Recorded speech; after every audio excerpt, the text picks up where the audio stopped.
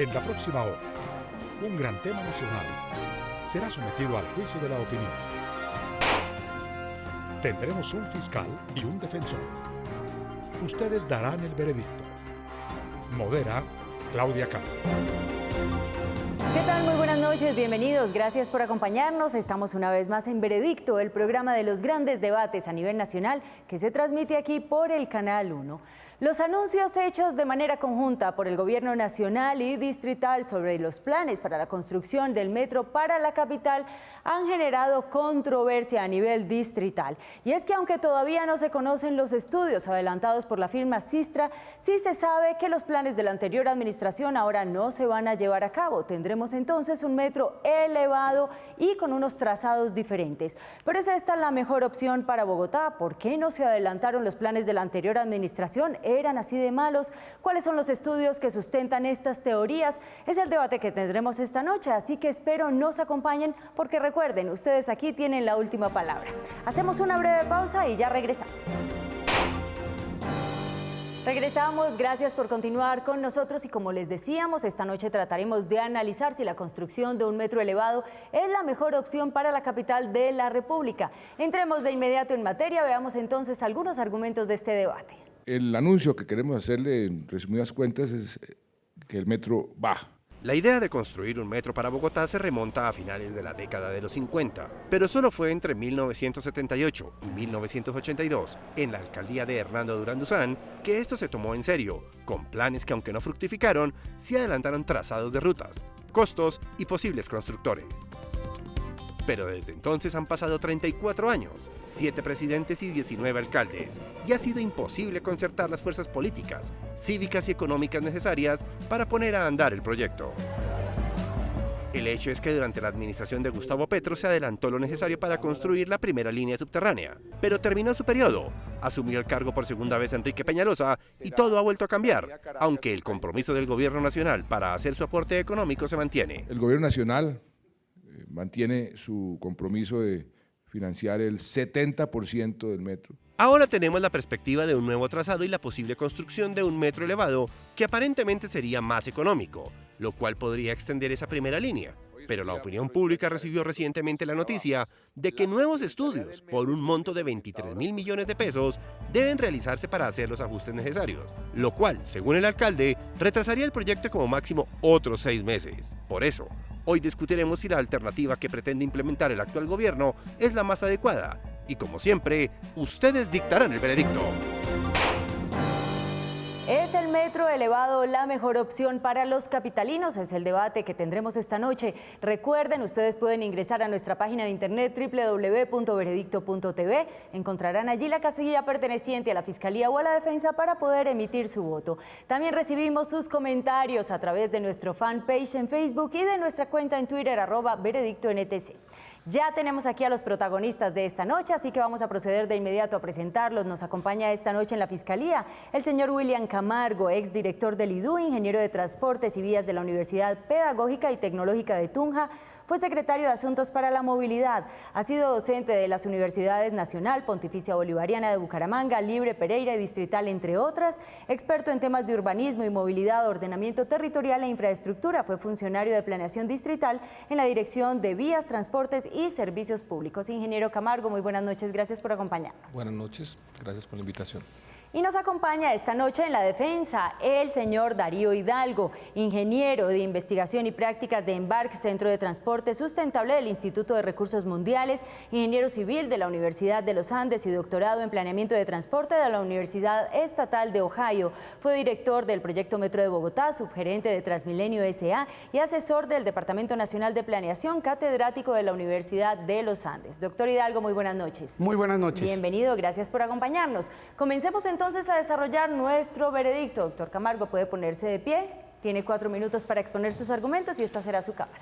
Lo primero, señalar que después de alrededor de 8 años, la administración anterior y la que la precedió llegaron a un consenso respecto a un trazado de primera línea del metro y una solución tecnológica en subterráneo, que recoge experiencias internacionales que recomiendan que las soluciones en las zonas centrales, por los temas de densidad, por los temas de ocupación del suelo urbano, son más convenientes en términos de tecnologías para desarrollar en suelo obviamente subterráneo.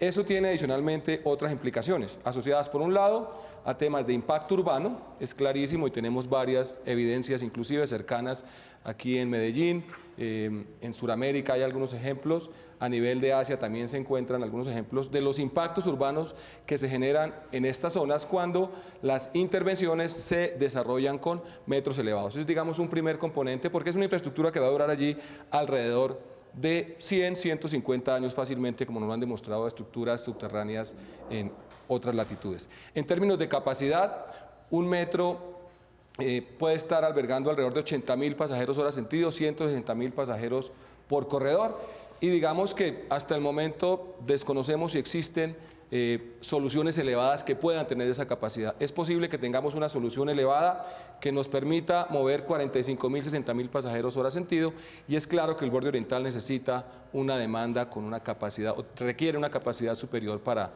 una demanda que a futuro va a estar del orden de 180.000, 200.000 pasajeros hora.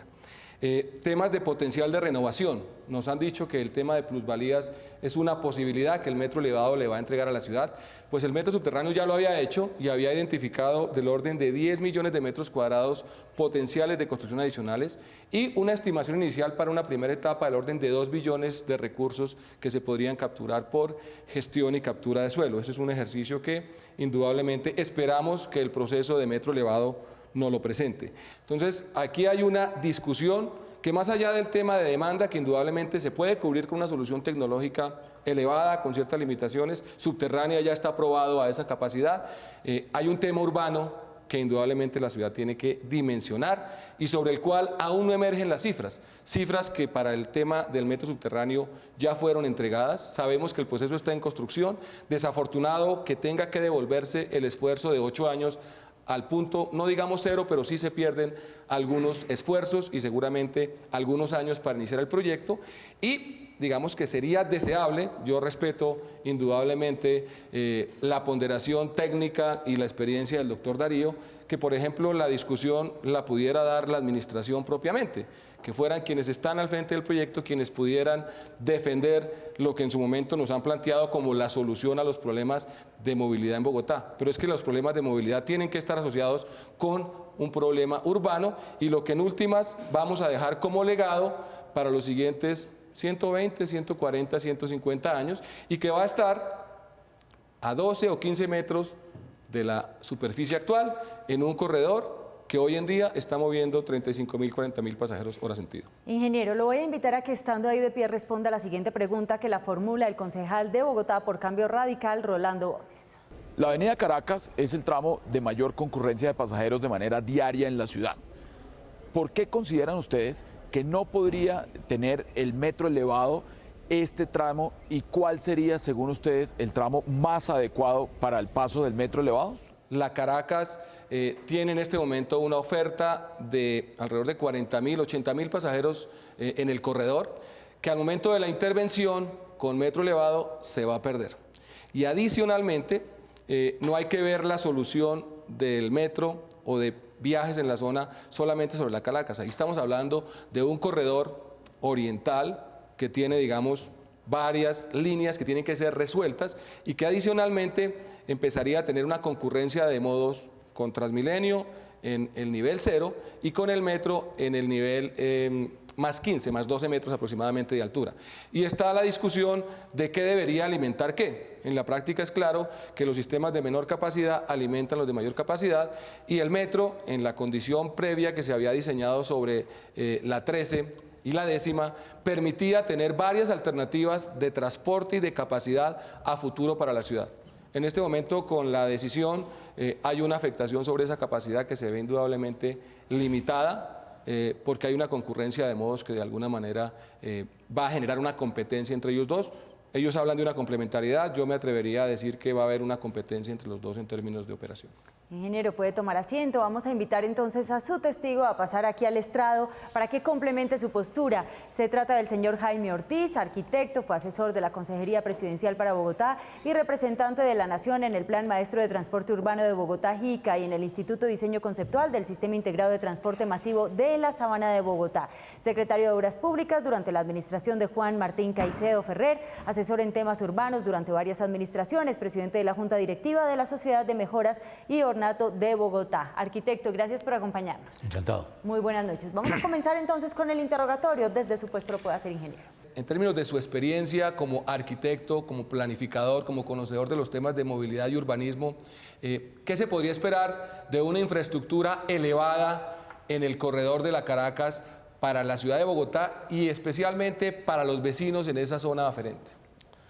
Yo creo que lo primero que hay que advertir es que antes de hablar de la primera línea del metro, hay que hablar de un sistema integrado de transporte masivo que fue concebido ya hace un buen tiempo y que ofrece diferentes alternativas para solucionar los problemas de movilidad y transporte. El borde oriental de la ciudad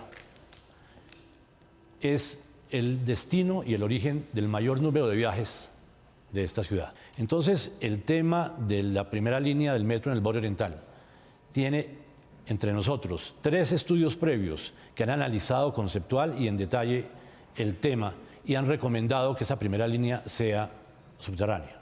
¿Por qué? Hay diferentes alternativas. Yo lo que quisiera en este momento es transmitirle a la audiencia la imagen de la ciudad que obtendríamos de una manera u otra.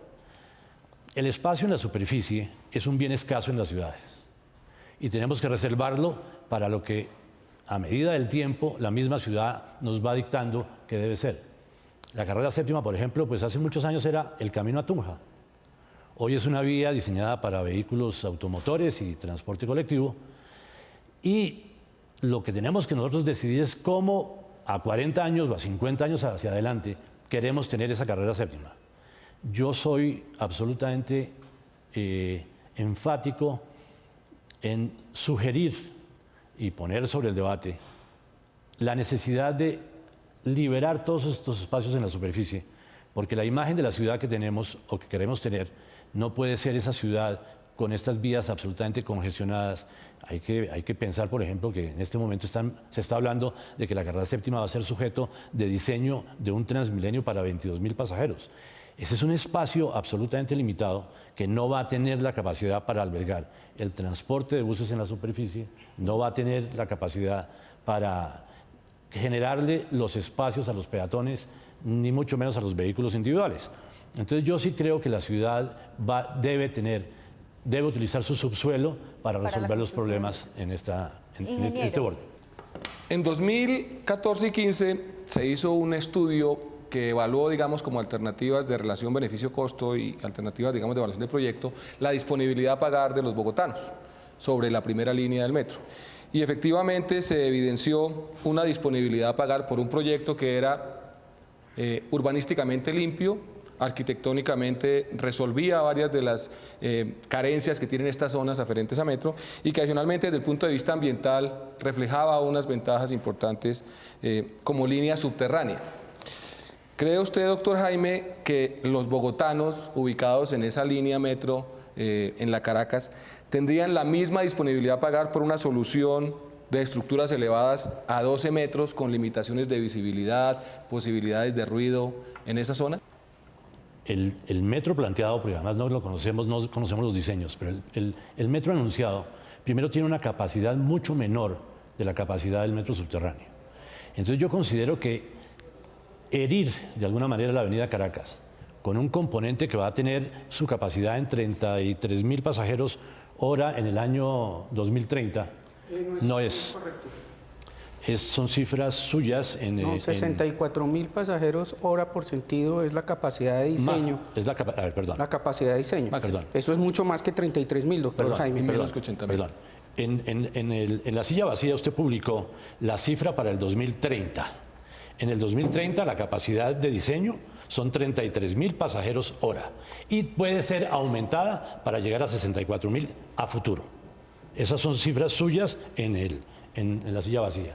Entonces, esa capacidad a mí me parece que no es la capacidad que requiere la ciudad y que la afectación por esa edificación, con esas características que usted ha mencionado, a mí no me parece que es la mejor imagen para Bogotá.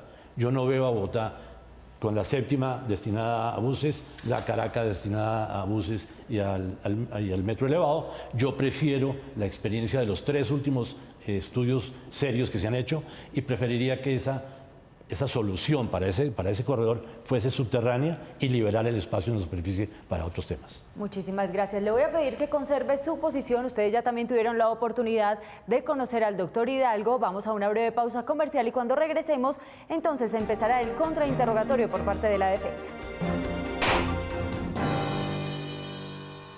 Regresamos a Veredicto, les recordamos que estamos en el segmento de la Fiscalía y llegó el momento para escuchar el contrainterrogatorio por parte de la defensa. Doctor Hidalgo. Buenas noches, doctor Jaime.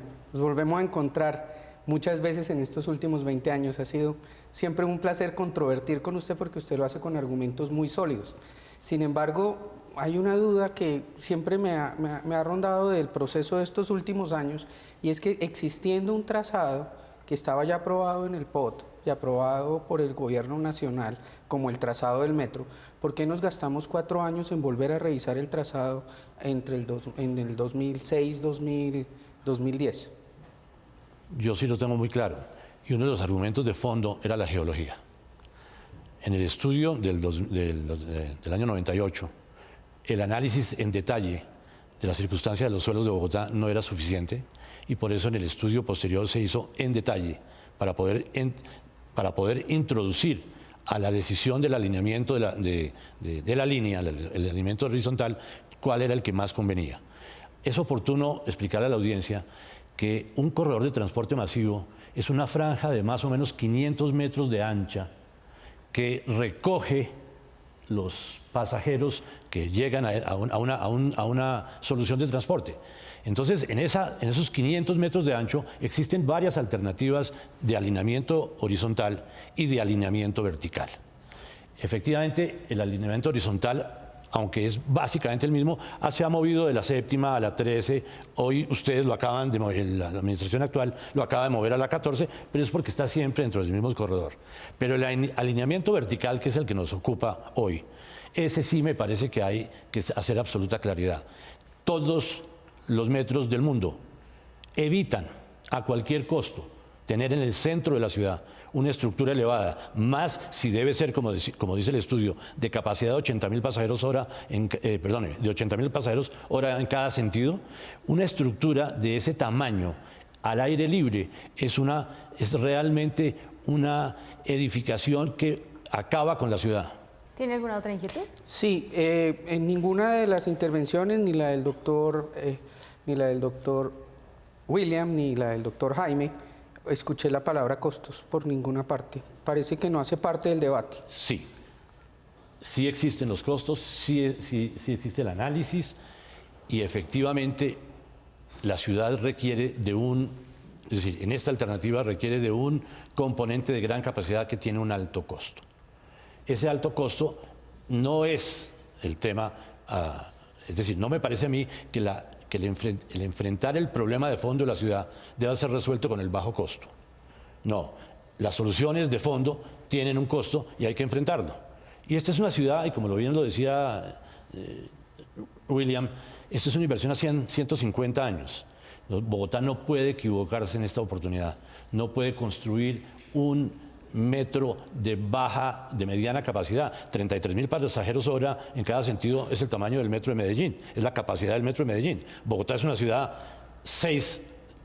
3 o 4 veces más grande que Medellín.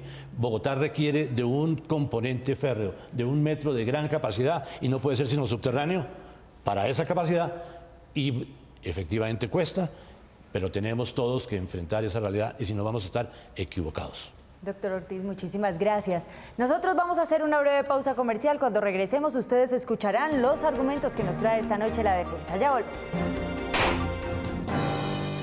Regresamos a Veredicto. Ustedes ya tuvieron esta noche la oportunidad de conocer a quien nos acompaña como defensor, el doctor Hidalgo. Le pedimos que se ponga de pie. Tiene 4 minutos para exponer sus argumentos. Esta será su cámara.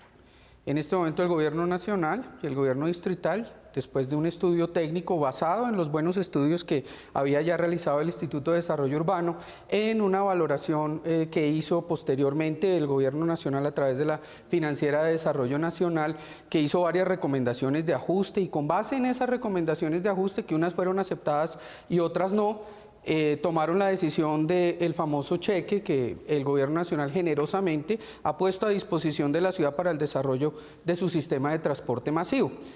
Con base en eso, la administración actual hizo una revisión y encontró que aquellos recursos que estaban destinados al proyecto eran insuficientes para la decisión, por dos motivos. Uno, el primero, hubo un descuento en el dólar bastante importante, y entonces eso hacía que los recursos asignados no fueran suficientes, y además, dentro de todos los costos que estaban contemplados, la valoración de riesgos era muy bajita frente al riesgo del proyecto, y enfrentaba entonces la posibilidad del proyecto de no salir adelante.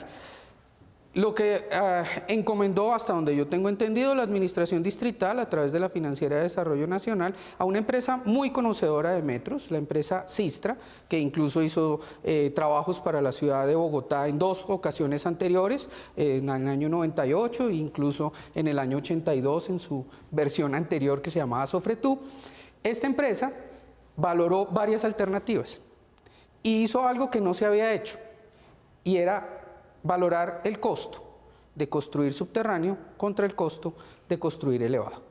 Y encontró que si se construía completamente subterráneo, la línea llegaba desde el suroccidente, donde estaba planteada, solo hasta el sector de la calle 50 en la ciudad de Bogotá, y que si ese era el trazado, efectivamente se convertía el metro en un alimentador de Transmilenio.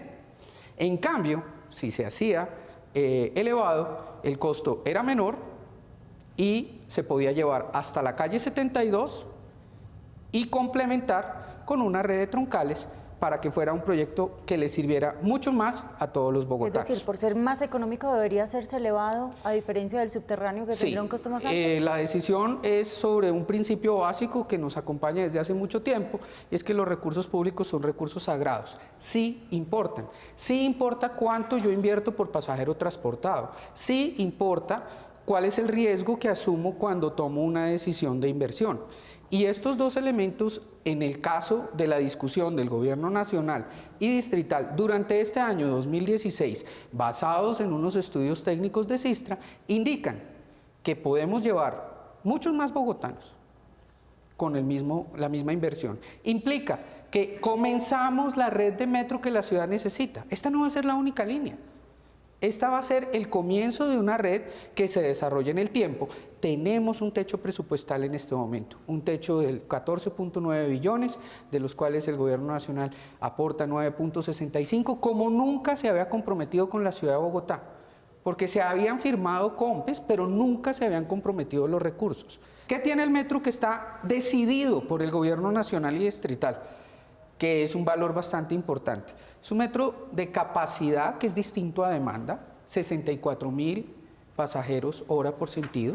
Sí es una capacidad menor que el subterráneo, efectivamente, porque la demanda inicial en el corredor del trazado para el metro subterráneo eran 42.000 pasajeros, en este caso son, con el complemento con Transmilenio, se logra en el corredor una demanda de 32.000 pasajeros hora inicial, pero la capacidad es futura. El metro subterráneo no comenzaba a funcionar con 80.000 pasajeros, comenzaba a funcionar con una capacidad menor y a un costo muy reducido en comparación.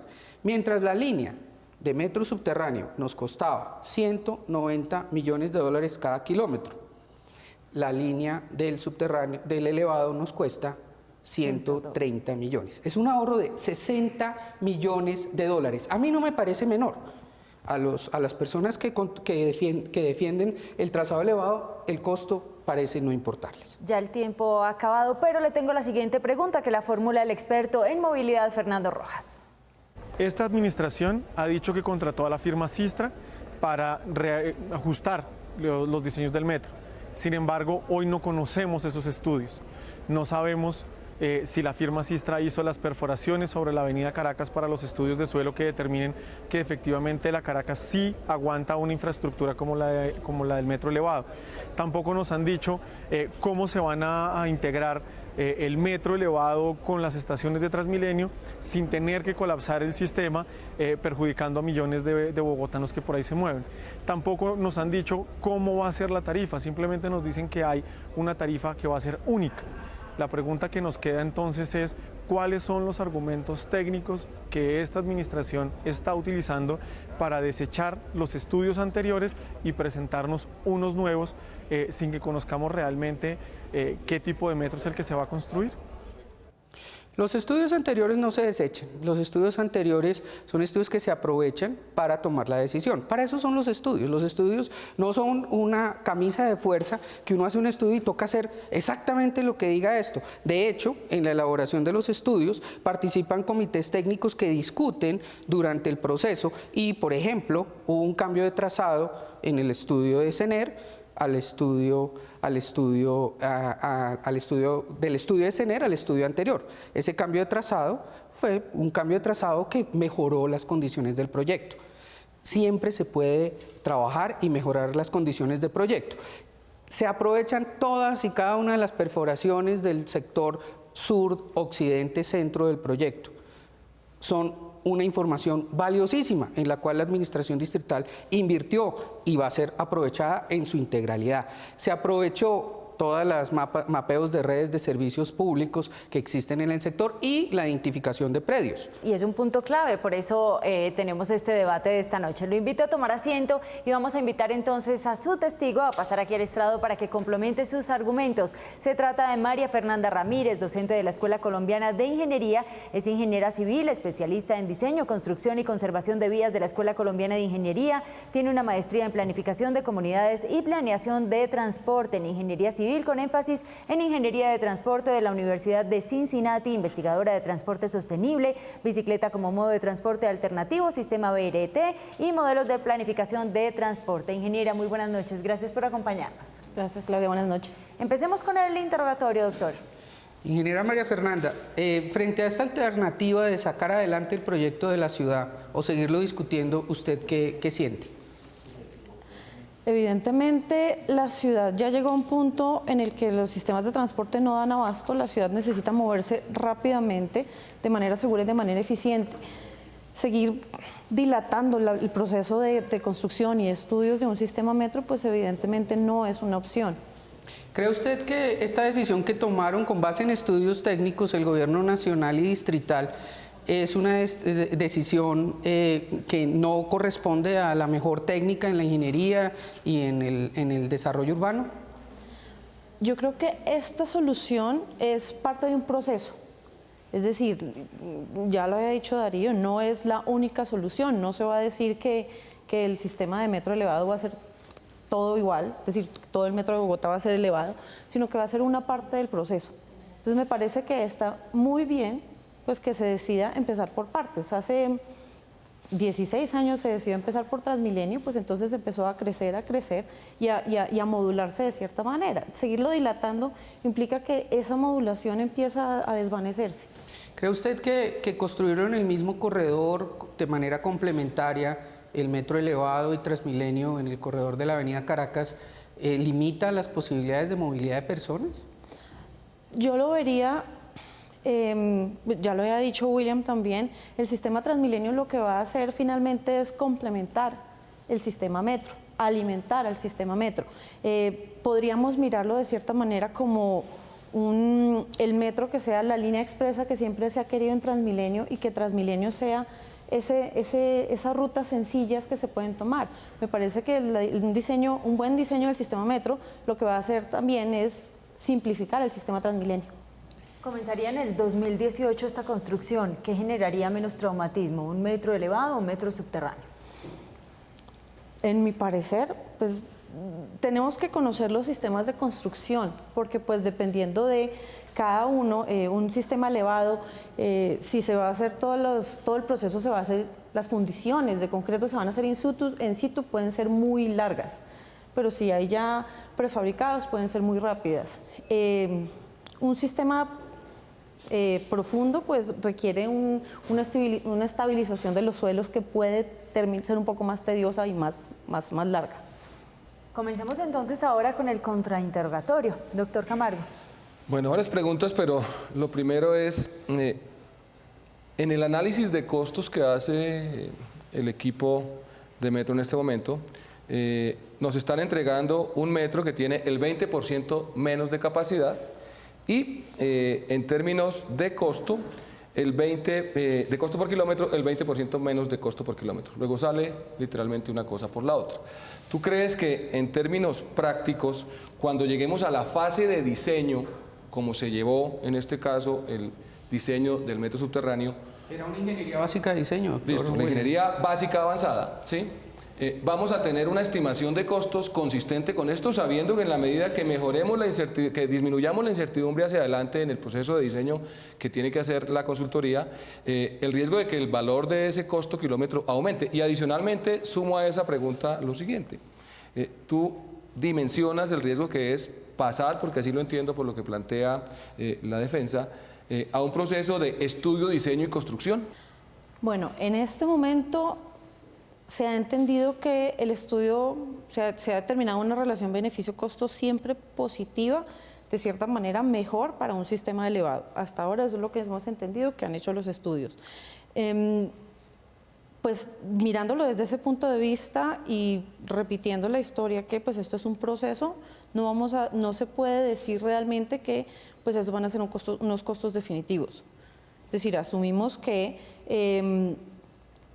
más adelante ese sistema metro, los costes que trae ese sistema metro y los ingresos que trae ese sistema metro pues van a ayudar de cierta manera a continuar con una construcción, sea elevada, sea profunda. Pero entonces estamos claros de que estamos diseñando y proponiendo un metro con el 20% menos de capacidad y cuyas certezas de disminución de costos van a cambiar con el tiempo. Van a ser seguramente más altos los costos y ese ahorro del 20% es posible que se baje al 5%. Solo una corta aclaración. El diseño de ingeniería básica avanzada tiene un costo de 260 millones de dólares por kilómetro a 80.000 pasajeros hora.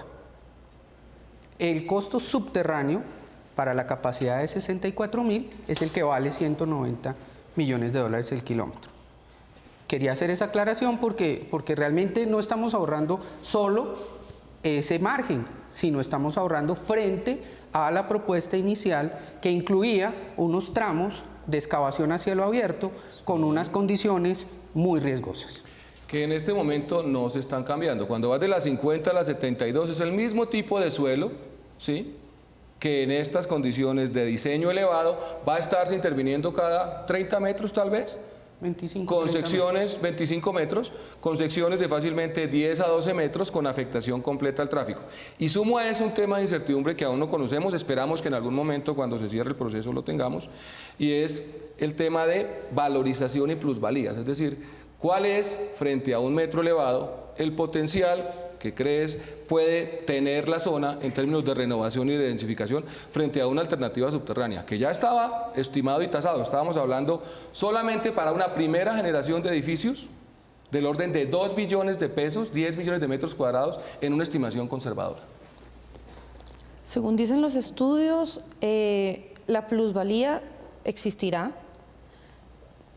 Numéricamente no la conozco. Sé que existe la plusvalía, es decir, en estudios alrededor del mundo se ha demostrado que lo que hacen los sistemas metro es facilitar el acceso a los lotes, al comercio, a las viviendas, habitaciones, oficinas. De todas maneras existe una plusvalía. En este momento de los estudios no lo conozco, pero sé que los estudios alrededor del mundo, metro subterráneo o metro elevado, existe. Ninguno de los dos Cierro con una pregunta.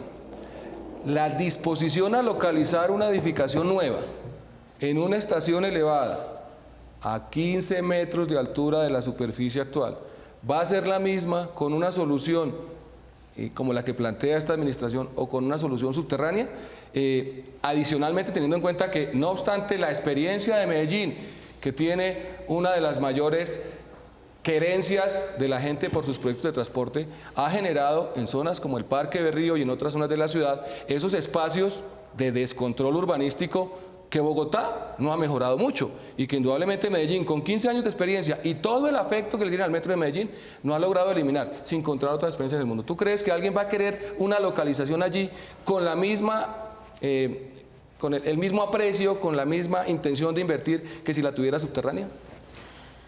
Yo en ese aspecto me pegaría a un reforzamiento fuerte de un plan de ordenamiento territorial en donde se defina realmente cuál va a ser la función del metro y cuál va a ser su ubicación real.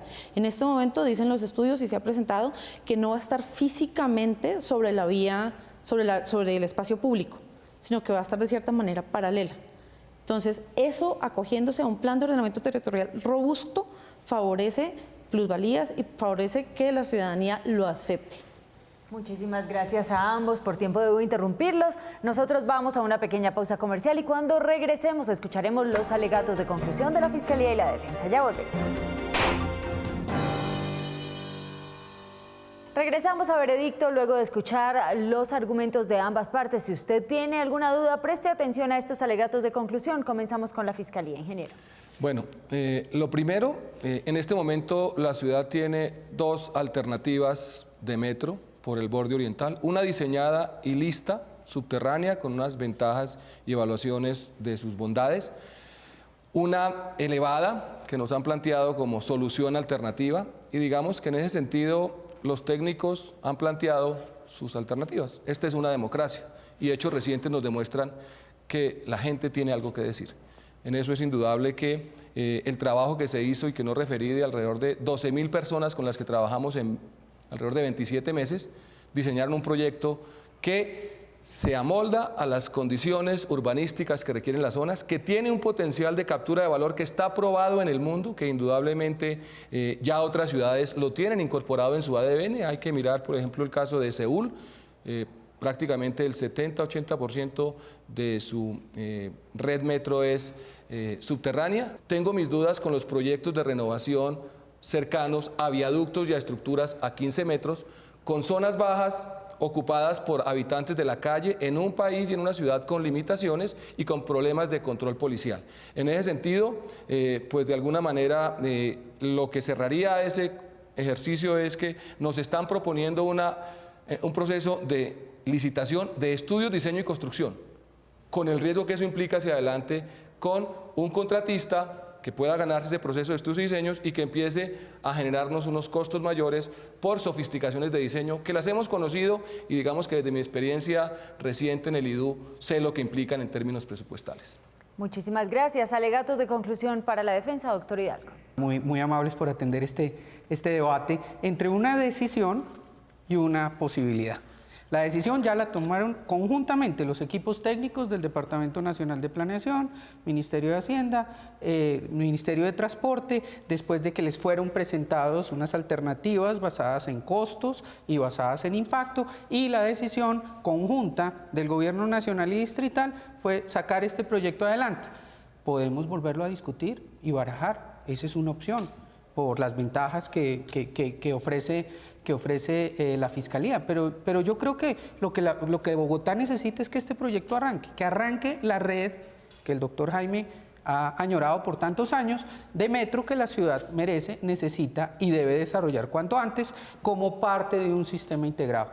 Yo invito a que voten por hacer el proyecto, no como nos pasó el 2 de octubre, para que sigamos discutiendo. Muchísimas gracias. Ya las partes no hablarán más, ahora la decisión está en sus manos. ¿Está de acuerdo con los argumentos que nos presenta esta noche la Fiscalía o la Defensa? Permítanos conocer su opinión, ¿cómo? Ingresando a nuestra página de internet www.veredicto.tv. Encontrará allí las dos casillas para emitir su voto. Regresamos después de la siguiente pausa para conocer su veredicto. Regresamos a Veredicto. ¿Es el metro elevado la mejor iniciativa para los capitalinos? Es el debate que hemos tenido esta noche y ustedes, nuestros televidentes, a través de nuestra página de internet, han votado lo siguiente. Este es su veredicto. Gana la Fiscalía, doctor William Camargo, con un 84%. La defensa, doctor Darío Hidalgo, obtuvo un 16%. Ingeniero William Camargo, usted nos ha acompañado esta noche y ha encabezado el papel de la Fiscalía. Nuestros televidentes le han dado la razón. ¿Cómo recibe este veredicto? Pues muy complacido por la votación de los ciudadanos que expresaron su voluntad frente a una alternativa de metro que en términos urbanísticos, de potencial de renovación y de mejoras en términos de movilidad para la ciudad es la más conveniente. Agradecer obviamente su participación y también a quienes nos acompañaron en este juicio que permitió discutir un tema que es importante para la ciudad y que hemos venido aplazando y que no por hacerlo rápido podemos hacer el primero que nos ofrecen. Necesitamos el mejor metro y la ciudad ha optado por él. Muchas gracias a la cabeza de la Fiscalía, de la Defensa, a los testigos por habernos acompañado en este interesante debate, a ustedes, nuestros televidentes, por ser parte activa de este programa.